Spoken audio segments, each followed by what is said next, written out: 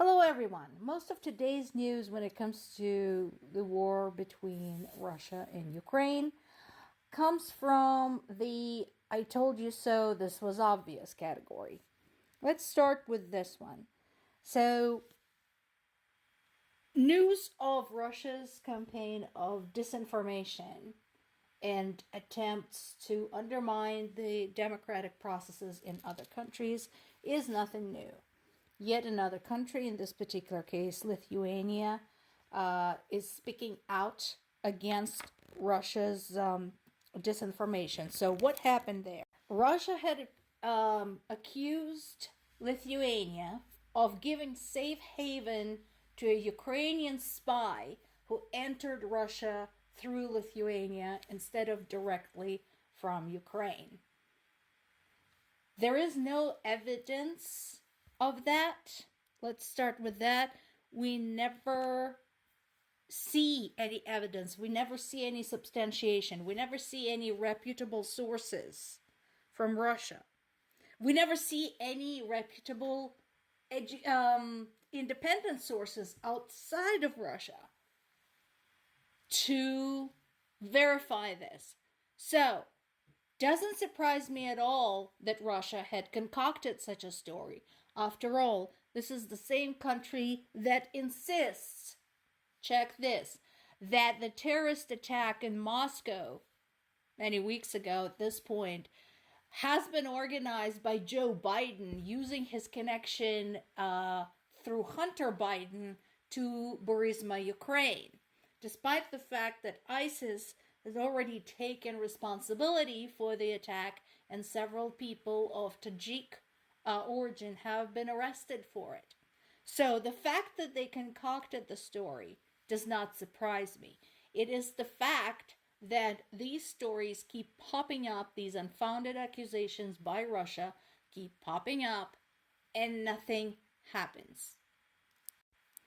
Moreover, after Moldova declared back in March that it's going to start taking concerted effort against Russia's misinformation, guess what happened? No, just guess. Yeah. So it was scolded by Amnesty International for potential violations of free speech. Let's recap this. Pull up a map. Look at Russia.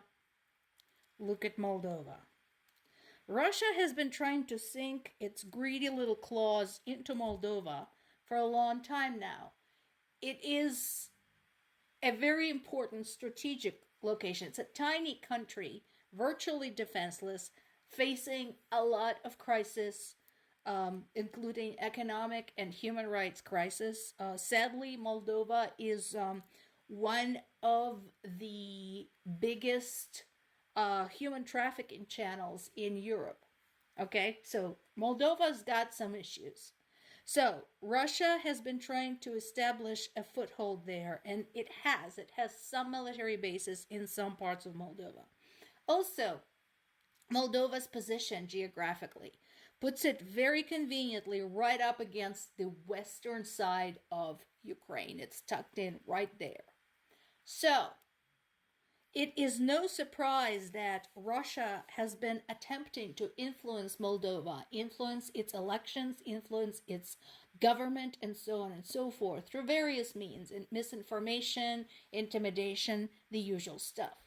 And so when Moldova finally said, enough is enough, we're going to start filtering this shit out. We're going to start watching what comes out in Russia. We're going to start fact-checking. We're going to start blocking the trolls.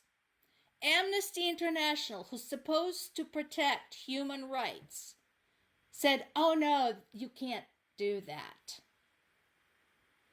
Just like UN, Amnesty International has proven itself to have degraded into basically Russia's puppet at this point. After its reports on Ukraine and how Ukrainian soldiers were forced to wage urban warfare to this latest strike against Moldova's campaign on disinformation. Yeah, worthless. Meanwhile, this is from the I told you so category. Lots of people, myself included, who have been following and analyzing the events in Ukraine for the last 10 years have been saying that as long as the US, the UN, NATO, EU, etc., continue sitting on their ass and limiting themselves to sanctions and expressing grave concerns, eventually there will be a confrontation between the Russian military and the US military. It might not happen in Ukraine, it might not happen in Europe, but it will happen. It's just a matter of time. Bingo. So, we have now Russia's security forces that have been deployed to the same air base as the American troops, in this particular case in Nigerian capital, Niamey. And there is a large crowd of people who are very hostile, telling US to get the hell out of there. And there goes your influence in Africa, United States, because Russia has a lot of clout in Africa. And we've been talking about this. I've been talking about this. Other analysts have been talking about this, and nobody listened. So here we have, number one, a direct conflict between Russian and US troops. And number two, we have a situation that jeopardizes US connections with African nations, as predicted. It's only a matter of time before this gets bigger, unless something is done about Russia's influence there. And then, of course, one of the biggest ticker items, not ticker items actually, it's one of the biggest topics, is Macron continuing to roar like a tiger at Russia. And I think he has it right. So basically, what did he say? He said that he does not exclude the possibility of sending French troops to Ukraine. Russia immediately freaked out. They said these comments were very dangerous. Now, let's break this down a little bit. First of all, Macron only said they might consider sending troops to Ukraine. This is something that other countries and other international organizations like NATO and UN should have been considering for the last 10 years, and they're still not there. But he's not wrong. This is a possibility, considering the threat presented by Russia, not just to Ukraine, but to the world community in general. We already know the dangers to the EU. We already know its impacts to fueling the conflicts in the Middle East. We already know what they're doing in Africa. We already know of their intentions to continue interfering with the US information channels and elections. So that all is happening. So Macron is not wrong. But what I find interesting is that Russia says, ooh, these are dangerous. 1 second. Members of Russian government, including their foreign minister, Lavrov, including Putin's poodle, Medvedev, are routinely threatening the world with nuclear holocaust unless their demands are met. And you're saying Macron's comments are somehow dangerous? Really? I think we have a little bit of a double standard here, and I think that needs to be addressed.